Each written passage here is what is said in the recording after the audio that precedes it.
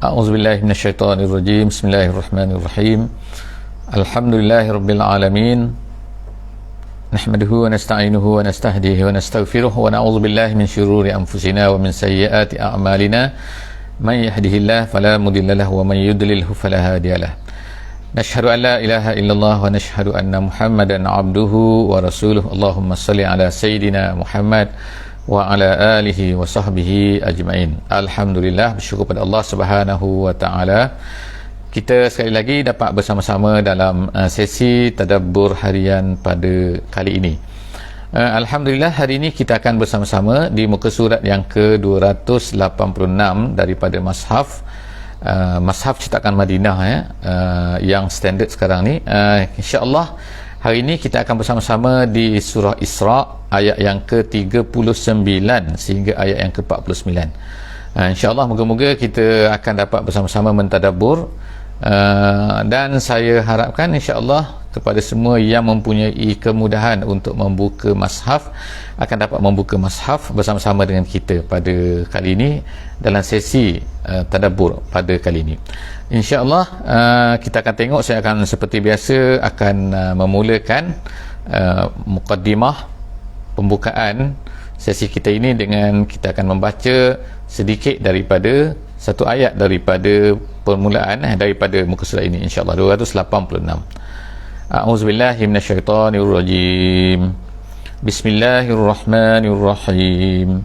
Dzalika mimma awha ilaika rabbuka minal hikmah wa la taj'al ma'allahi ilahan akhar fatulqa fi jahannama maluman madhura. Sadaqallahul azim. Alhamdulillah, kita telah melihat sebelum daripada ni, sebagaimana yang telah kita sebutkan sebelum daripada ni, ulama-ulama telah mengira banyak di antara arahan-arahan ataupun larangan Allah Subhanahu wa taala, seperti mana yang disebutkan yang mula-mula dari kita baca ayat iaitu wa qada rabbuka alla ta'budu illa iyyah, iaitu Allah Subhanahu wa taala telah menetapkan menyuruh wa qada rabbuka, Tuhan kamu telah menyuruh begini dan begini. Setengah ulama telah membuat kiraan ada lebih kurang 25 perkara larangan dan juga arahan Allah Subhanahu wa taala kepada kita semua dalam ayat-ayat sebelum daripada ini. Jadi tamat pada ayat 39 ni Allah Subhanahu wa taala pun mengatakan zalika mimma auha ilaika rabbuka minal hikmah. Itulah zalika tu itulah, iaitu arahan-arahan Allah Subhanahu wa taala, larangan-larangan Allah Subhanahu wa taala yang ada dalam ayat-ayat sebelum daripada ini. Allah Taala kata zalika, itulah, mimma auha, daripada apa yang telah diwahyukan, ilaika, kepada kamu wahai Muhammad, rabbuka, oleh Tuhan kamu, minal hikmah, daripada hikmah. Hikmah di sini ulama tafsir jalan lain dia menyebutkan maksud hikmah di sini adalah al-mawa'iz, iaitu nasihat-nasihat. Jadi tetapi maknanya kita boleh katakan terdapat pelbagai ulama yang memberi makna hikmah di sini kan. Hikmah ni pengajaran, hikmah ni nasihat, hikmah ni adalah perkara-perkara yang Allah Taala nak ajarkan kepada kita, termasuk perkara-perkara itu semua. Jadi Allah SWT kata bahawa perkara-perkara itu adalah merupakan hikmah-hikmah yang Allah Ta'ala nak ajarkan kepada kamu wahai Muhammad, dan juga kepada kita semualah, bukannya kepada Nabi Muhammad SAW saja kan, tetapi kepada kita semua juga. Kemudian wala taj'al, sekali lagi peringatan Allah, sebagaimana permulaan dulu kan kita tengokkan Allah Ta'ala kata wa qada rabbuka alla ta'budu illa iyyah, jangan memperhambakan diri kepada selain daripada Allah, starting, maka begitulah kan Allah Ta'ala mengakhirkan nasihat-nasihat ini, hikmah-hikmah ini. Dia kata wala taj'al, dan jangan kamu jadikan ma'allah, bersama dengan Allah. Jadi kita ulang lagi katakan bahawa orang-orang musyrikin ini, mereka ini mempercayai Allah, bukan tak percaya langsung kepada Allah, mereka percaya kepada Allah tapi mereka telah mensyirikkan. Sebab itulah Allah Ta'ala gunakan perkataan di sini ialah ma'a ni makna bersama. Mereka percaya juga kepada Allah, mereka percaya juga kepada yang lain. Jadi ma'allah ilahan akhar, sembahan-sembahan yang lain. Fatulqa, kalau kamu buat macam tu, Allah Ta'ala kata kamu akan dicampakkan fi jahannam. Kemudian dalam keadaan maluman, nombor satu, madhura, nombor dua. Maluman maknanya ialah yang dicela, yang apa yang malum, iaitu kata-kata yang dilempari dengan yang dihinakan. Kemudian madhura dalam maksud bahasa Arabnya ialah matrudan anur rahmah, iaitu yang dijauhkan daripada rahmat Allah Subhanahu wa ta'ala. Jadi itu ayat yang ke-39. Kita tengok seterusnya ialah ayat yang ke-40. Allah Ta'ala kata, Allah Ta'ala sebutkan salah satu daripada perkara yang dibuat, yang dilakukan oleh orang-orang Quraisy ni, iaitu apa? Tengok nak kata jahatnya mereka ni terhadap Allah Subhanahu wa ta'ala. Mereka buat asfakum. Allah Ta'ala bertanya, bukan Allah Ta'ala tak tahu, tapi Allah Ta'ala dikata kat sini ialah dalam erti sini adalah pertanyaan, tapi nak menunjukkan kepada, nak menghuduhkan teruknya kamu ni. Jadi Allah Ta'ala kata apa? Asfakum, adakah kamu asfa maknanya ialah kamu khususkan, maksudnya kamu pilih, gitu kan. Rabbukum bil banin, kamu ambil, maknanya untuk kamu sendiri, kamu tak beri pada Allah ni. Ini perbuatan mereka kan, iaitu apa? Mereka beri untuk mereka ambil al-banin, anak-anak lelaki. Bagi orang Arab ni, bagi mereka anak lelaki ni special, anak perempuan ni mereka hina, mereka tak suka dan sebagainya lah kan.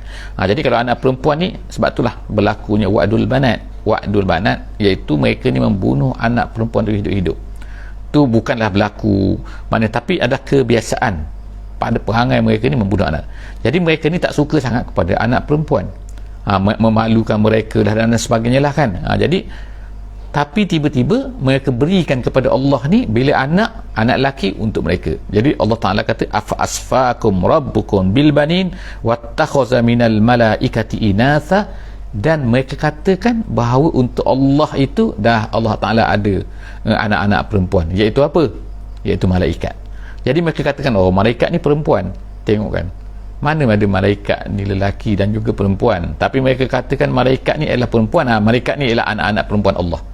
Tengok kan, dah lah mereka kata malaikat tu perempuan. Kemudian mereka kata pula bahawa oh ini adalah anak perempuan Allah Subhanahu wa ta'ala. Ini adalah kata-kata yang dahsyat yang Allah Ta'ala sebut selepas itu. Innakum, Allah Ta'ala kata innakum latakuluna qawlan azima. Mereka ini, kamu ni mengatakan kepada Allah Subhanahu wa ta'ala satu kata-kata yang azim. Perkara ni bukan kecil, perkara ni adalah perkara yang sangat-sangat besar kan. Azima, qawlan azima. Jadi seterusnya Allah Subhanahu wa ta'ala kata walaqad sarrafna, kemudian Allah Ta'ala pun sebutlah selepas daripada itu walaqad sarrafna, dan sesungguhnya kami telah sarrafna. Sarrafa maknanya bayanna, artinya iaitu menjelaskan, wa qarrarna, dan kami ulang-ulangkan. Jadi makna kami jelaskan, walaqad sarrafna, kami ulang, kami jelaskan, fi hadzal Quran, di dalam Quran ini. Apa dia? Liyazakkaru, tujuan tu, lam tu tujuan, maknanya tujuannya ialah supaya kamu ini yazakkaru, iaitu yatta'izu, supaya kamu ni ambil pengajaran. Maknanya Quran ni Allah Ta'ala turunkan kepada kita ni supaya kita semua ni ambil pengajaran, supaya kita ni ambil peringatan daripada apa yang ada dalam Quran ni. Sebab itulah Allah, kadang-kadang kita jumpa setengah tu ialah berulang, seolah-olah berulang lah. Kenapa kadang-kadang kita kata perkara yang sama ni dah cerita pasal akhirat, dah cerita pasal akhirat lagi kan. Tengok kan, Quran bukan seperti buku-buku, kita kata buku ni, kadang-kadang buku-buku akademik lah kita katakan, kadang-kadang dia tak boleh, dah sebut sini tak sebut lagi lah kan. Sebab tapi ini adalah kitab pengajaran, ini adalah kitab nasihat. Jadi nasihat ni kadang-kadang dia akan ulang, tapi dalam bentuk yang berbeza. Sebab kadang-kadang ada orang tersentuh dengan cara ini, ada orang tersentuh dengan cara ini. Jadi sebab tu kita tengok kan dalam Quran, kadang-kadang cerita Nabi Ibrahim di sini dah ada, tapi di sini ada lagi, tapi dalam bentuk yang berbeza sikit.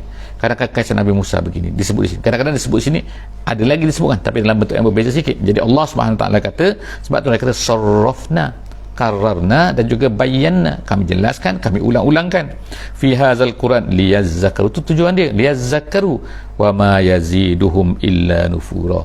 Tapi adakah mereka ni ambil pengajaran, orang-orang kafir ni? Tidak kan.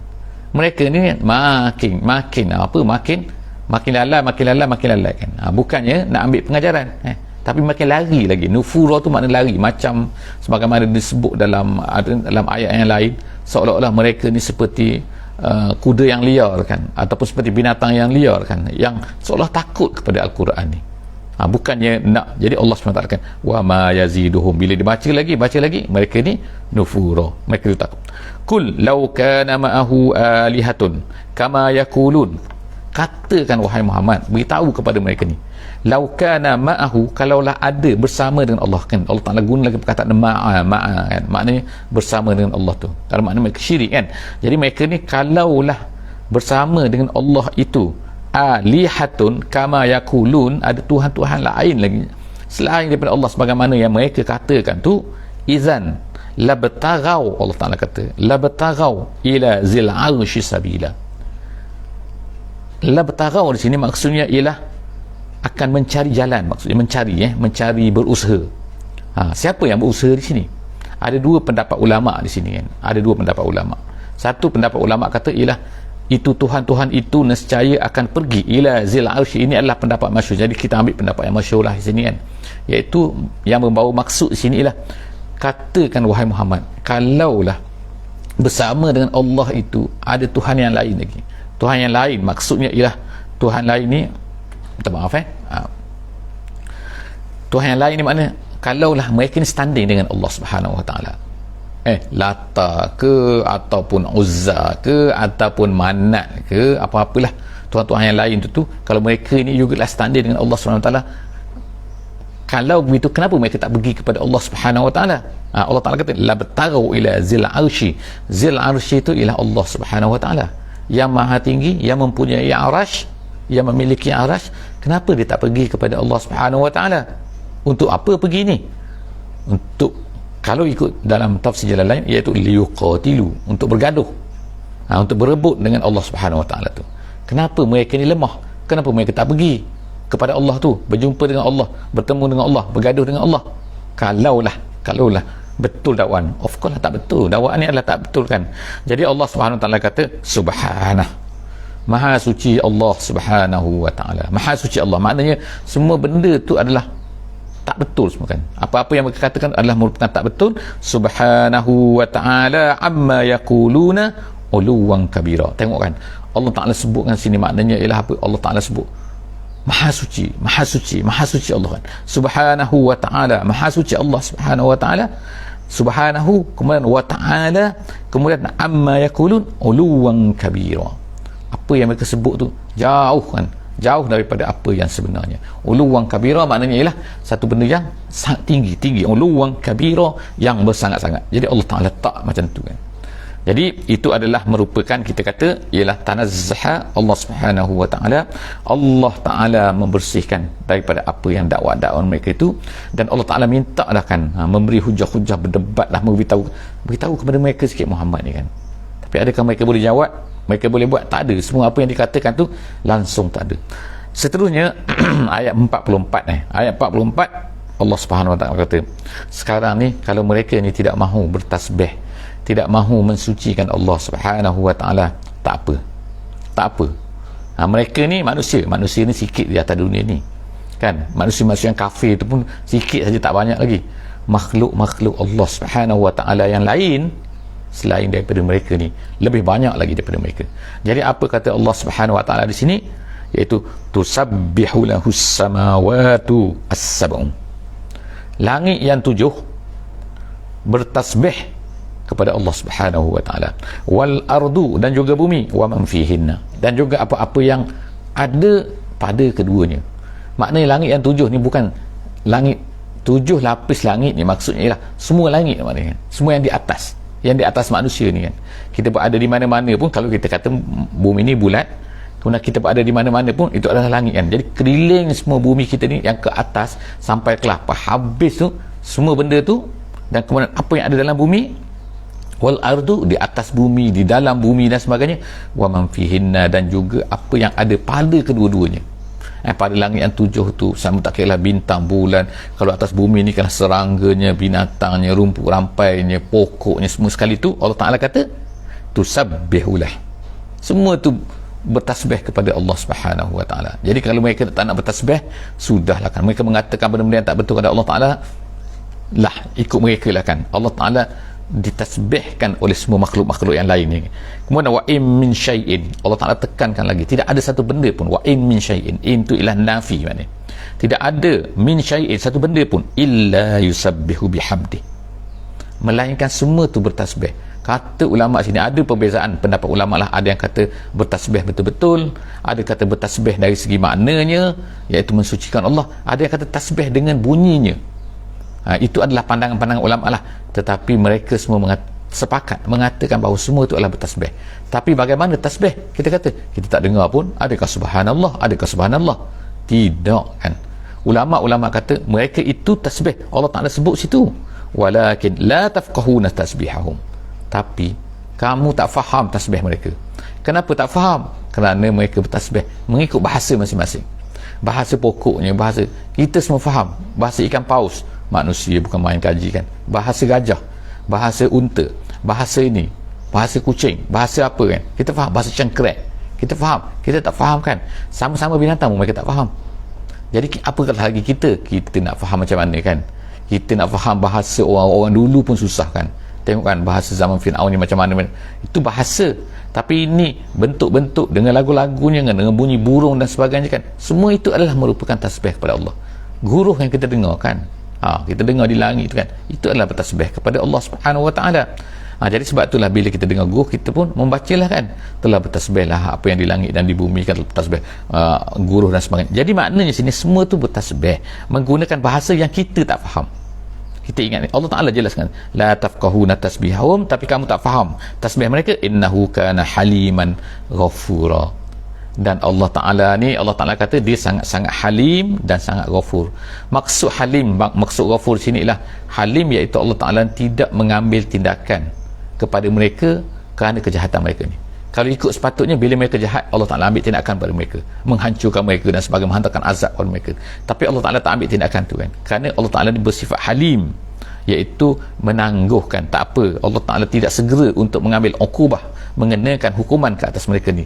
Dan Allah Ta'ala, Allah itu ghafur, dia inilah maha-maha memberi pengampunan kalaulah manusia itu. Sebab itulah makna halim, makna tidak menangguh, lambatkan dulu, tidak memberi hukuman dulu, supaya manusia ni ghafur. Kerana Allah Ta'ala tu, supaya manusia ni lah menyambut seruan Allah Subhanahu Ta'ala supaya bertaubat kepada Allah, kerana Allah tahu sangat-sangatlah ghafur. Jadi halimun ghafur.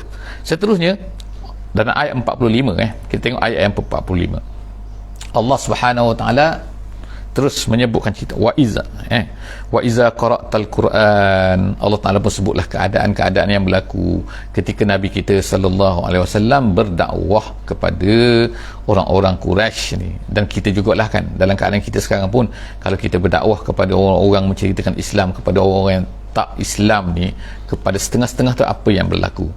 Ini yang diceritakan, wa iza qara'ta. Allah Ta'ala kata ketika kamu, wahai Muhammad, membaca Al-Quran, ja'alna bainaka wa bainal ladzina la yu'minuna bil akhirati hijaban mastura.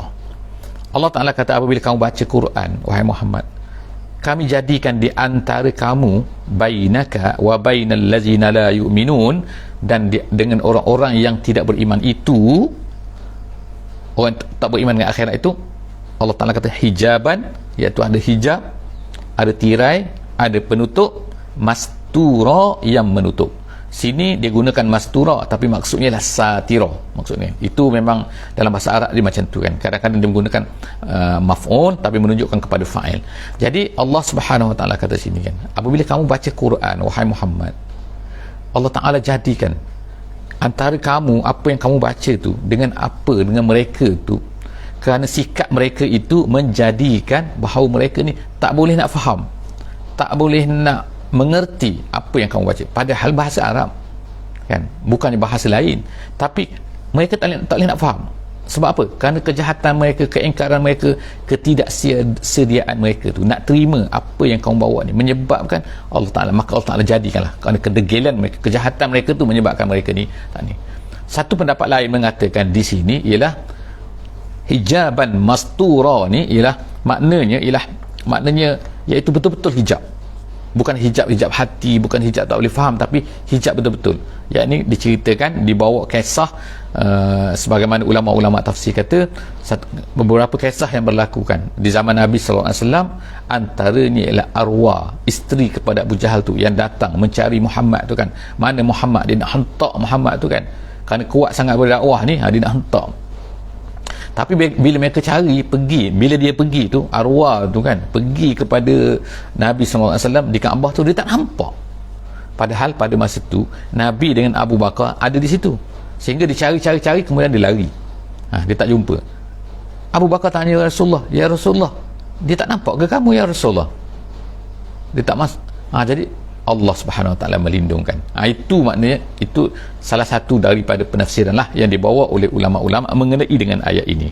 Jadi itulah dia kata di antaranya hijaban mastura, itu adalah beberapa pendapat. Tapi kita semua boleh terima pendapat-pendapat ni kerana ialah berdasarkan kepada ada hujah-hujahnya, ada ni kan. Jadi dua-dua tu boleh insya-Allah. Ayat yang ke-46, wa ja'alna ala qulubihim akinnah, dan kemudian Allah Taala kata wa ja'alna ala qulubihim, entahlah mereka ni tak nampak tu dari segi fizikal ke, tak nampak dari segi apa ni, tak nampak betul-betul ke. Kemudian Allah Ta'ala kata, dan kami jadikan ala qulubihim, di atas hati-hati mereka, akinnah, iaitu aghtiyah, iaitu penutup.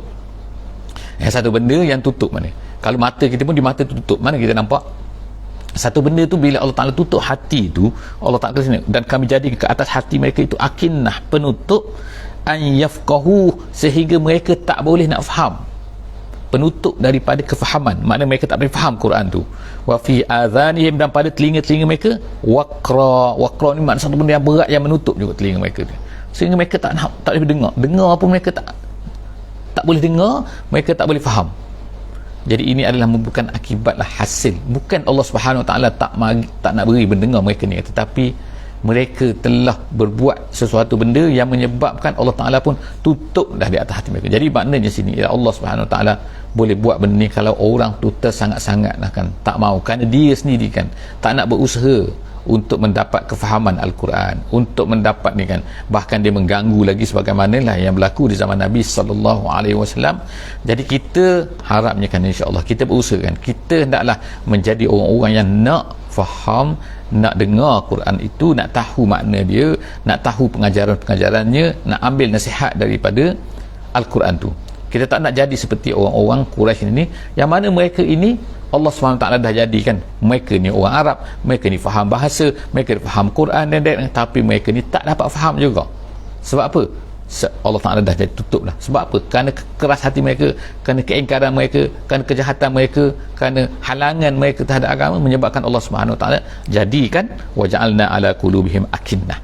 Wal iyazubillah, moga-moga Allah Ta'ala tak jadikan kita ni kan ada akinnah sehingga kita susah nak faham Quran. Al yafqahuhu wa fi adhanihim waqra wa iza zakarta rabbak fil Quran wahdahu wallau ala adbarihim nufura. Allah Ta'ala sebutkan lagi kan bentuk-bentuk mereka terhadap Al-Quran ni, iaitu Allah Ta'ala kata wa iza zakarta rabbak, apabila kamu sebutkan Tuhan kamu ni, kamu wahai Muhammad pada masa tu, apabila kamu sebutkan nama Tuhan kamu fil Quran, di dalam Al-Quran, wahdahu, maksudnya tak sebut bersama-sama dengan berhala-berhala mereka. Mereka nak ni Muhammad sebut Allah, sebut berhala, sebut Allah, sebut berhala. Tak nak bahawa nama Muhammad ni sebut Allah Ta'ala sahaja, Allah Ta'ala tunggal, Allah Ta'ala sahaja, berhala tak campur-campur. Mereka tak nak, mereka nak sebut bersama-bersama berhala mereka. Sebab itulah ada peristiwa yang berlaku, iaitu peristiwa yang dikatakan peristiwa Gharaniq, iaitu mereka tuduh bahawa Muhammad ni pernah membaca Al-Quran dan dimasukkan berhala dalam tu sekali, sehingga menyebabkan, sebab itulah mereka ni tersujud semasa Nabi SAW membaca surah An-Najmi dalam Al-Quran, dalam di Kaabah ni. Jadi Nabi sujud, mereka pun sujud juga. Di akhir surah An-Najmi itu ada sujud, jadi mereka pun sujud juga. Mereka sujud juga kenapa? Kerana mereka pun kata bahawa Muhammad telah menyebutkan berhala-berhala kita di dalam bacaannya. Tengok kan, mereka tuduh, padahal Muhammad mana ada baca. Jadi sebab itulah Allah Ta'ala sebut sini kan, wa iza zakarta rabbaka fil Quran, apabila kamu sebutkan Tuhan Allah Ta'ala saja, Allah wahdah, tak sebut berhala-berhala mereka pun wallau ala adbarihim nufura, mereka pun berlalu, mereka meninggalkan kamu wahai Muhammad, kan, wallau ala adbarihim, mereka melarikan diri, nufura, seolah-olah memang nufur, memang takut, memang tak nak dengar betul-betul, nufura. Seterusnya, nahnu a'lamu bima, Allah Subhanahu Wa Ta'ala kata nahnu a'lam, kami ini adalah merupakan, kata adalah merupakan tasliyah kepada Nabi kita sallallahu alaihi wasallam, iaitu hiburan kepada Nabi kita setelah daripada tekanan-tekanan kan. Memang betul kan, bila lah Nabi kita sallallahu alaihi wasallam berdakwah, tiba-tiba mereka ni tolak kan, dan mengatakan macam-macam semua kan. Jadi Allah SWT sebut sini kan, kami tahu, nahnu a'lam, kami lebih mengetahui kan, bima yastami'una bihi iza yastami'una ilaik. Kami tahu, kata ulama tafsir ni, antara maksud ni kan ialah, iaitu kami tahu niat mereka mendengar ni, masa mereka mendengar yastami'una al-Quran. Semasa mereka mendengar Quran ni, Allah Ta'ala tahu apa niat mereka tu, bukan mereka nak dengar sangat pun. Jadi Allah Ta'ala kata a'lamu, nahnu a'lamu bima yastami'una bihi iz yastami'una ilaik. Ketika mereka dengar Quran tu, ketika mendengar kepada kamu tu wahai Muhammad, sebenarnya Allah Ta'ala kata Allah tahu niat mereka tu. Jadi Allah Ta'ala wa iz hum najwa, dan juga Allah Ta'ala tahu ketika mereka ni najwa sesama mereka, iaitu mereka ni berbisik-bisik. Najwa mereka ni berbisik-bisik sama-sama mereka, iz yaqulu zalimuna in tattabi'una illa rajulan mashura. Lalu mereka pun berkata, kamu ni tidak mengikut melainkan seorang lelaki yang mashur. Mashur maknanya yang telah disihir. Siapa yang disihir? Muhammad lah. Jadi Allah Ta'ala cerita semua apa yang berlaku, apa yang dikatakan mereka kan. Jadi adalah cerita mengenai perkara ini, iaitu ketika orang-orang ada 3 orang kepala Quraisy ni datang pada waktu malam mendengar apabila Nabi SAW dia baca Quran, malam-malam Nabi ni qiyamul lail, kemudian dia baca Quran. Jadi ada 3 pembesar Quraisy ni datang mendengar apa yang dibacakan oleh Muhammad tu. Seronok dia dengar kan. Bila seronok, bila waktu fajar, disebutkan oleh dalam sirah, bila waktu fajar mereka pun nak baliklah kan, tiba-tiba mereka bertemu ketiga-tiga tu pembesar Mekah kan, ada namanya dalam sirah. Jadi mereka pun kalau kita buat macam ni, kalau orang tahu malu kita ni, dia kata. Akhirnya mereka pun kata lain kali jangan buat lagi, esok jangan buat lagi lah. Tapi rupanya setiap orang tu berfikir bahawa orang lain tak akan datang, mereka datang lagi, dia datang lagi. Orang lain pun berfikir macam tu juga, 3 orang datang. Bila 3 orang datang, akhirnya sudah dengar malam tu bertemu, seronok dengar tu, kemudian bertemu lagi, kemudian janji lagi, hari yang ketiga berjumpa lagi, sekali lagi berlaku lagi. Lalu akhirnya mereka pun berfikir, berbincang, kita kena letakkan satu nama untuk Muhammad ni kan. Nama apa kita nak letak pada Muhammad ni, supaya orang semua tak akan datang kepada kita, kena letak label kepada dia. Jadi akhirnya mereka bincang-bincang, letaklah label apa. Label mereka ialah Muhammad ni mashur, iaitu disihir dia ni, ataupun dia ni tukang sihir, ataupun dia ni adalah kahin, dia ni adalah nujum, ataupun kita kata dia ni adalah merupakan seorang syair yang pandai penyair. Jadi itulah, jadi Allah Ta'ala kata nahnu a'lam, kami tahu, walaupun orang lain tak tahu, tapi kami tahu kan. Walaupun mereka kata, mereka rasa memang tak ada orang tahu, 3 orang saja, tapi Allah Ta'ala kata nahnu a'lam. Allah Ta'ala bongkar habis-habis. Kemudian Allah Ta'ala kata sini, ayat seterusnya ialah, dia kata sini ialah unzur. Jadi Allah Ta'ala katakan dalam ayat sini, ayat 48 minta maaf ni, lambat tekan, unzur kaifa darabu lakal amsal. Wahai Muhammad, tengoklah bagaimana mereka ini telah meletakkan amsal sini ialah yang itulah penyair, tukang sihir, nujum dan sebagainya tu kan. Itu semua tu adalah, itu amsal tu yang katanya tu, iaitu nama-nama, contoh-contoh kaifa darabu lakal amsal, bagaimana mereka telah meletakkan untuk kamu wahai Muhammad nama-nama tersebut. Fadallu, lalu mereka pun sesat. Dahlah mereka sesat, mereka menyesatkan orang lain pula kan. Fala yastati'una sabila, mereka tak mampu lagi, mereka tak akan mampu. Fala yastati'una sabila, mereka tak akan mampu untuk meneruskan perancangan mereka. Mereka ingat perancangan mereka tu berjaya, tak. Fala yastati'un, mereka tak akan berjaya. Dan mereka sesat, tapi mereka tak akan berjaya untuk meneruskan apa yang mereka nak tu. Seterusnya ayat yang terakhir, ayat 49 dalam muka surat kita ni 286 pada kali ini, waqalu aiza kunna izama. Ini adalah seterusnya ialah kata-kata mereka ni. Kata-kata mereka maknanya ialah mereka menolak Muhammad ni. Kenapa? Apa benda yang mereka tolak sangat ni? Mereka kata waqalu aiza kunna izaman warufata, adakah kita ni apabila dah jadi tulang-tulang, adakah kita izaman, adakah kita dalam keadaan macam itu dah matilah. Bila kita mati, masuk kubur, dah ditanam dah lama, dah menjadi izaman, dah menjadi tulang-tulang. Warufatan, warufatan ni maknanya yang dah dah tak adalah, dah kalau kita kata dalam bahasa ni, bangkai kan dah jadi makna dah reput semua dah kan, dah nak hancur dah, jadi dah tinggal lah, tak ada apa, itu rufat. Adakah dia kata inna lamab'usuna khalqan jadida? Soalan mereka bertanya, adakah kita akan diutuskan semula, adakah kita akan dibangkitkan, minta maaf, dibangkitkan kembali, lamab'usuna, akan dibangkitkan kembali, khalqan jadida, dengan menjadi satu makhluk yang baru? Persoalan tinggal soalan. InsyaAllah kita akan teruskan nanti, kita tengok kan apakah yang akan dikatakan oleh Allah Subhanahu Wa Taala dengan kata-kata mereka ini. InsyaAllah jumpa lagi di muka surat 287 dalam sesi akan datang, InsyaAllah. Berjumpa lagi, jangan lupa InsyaAllah untuk share, untuk follow, untuk komen, dan berikan link kepada kawan-kawan semua. InsyaAllah moga-moga semua akan mendapat manfaat daripada sesi kita ini, InsyaAllah. Aku qouli hadza wa astaghfirullahalazim li wa lakum. Bismillahirrahmanirrahim. Wal 'asri innal insana lafi khusr illa allazina amanu wa 'amilus solihat wa tawasaw bil haqqi wa tawasaw bis sabr. Assalamualaikum warahmatullahi wabarakatuh.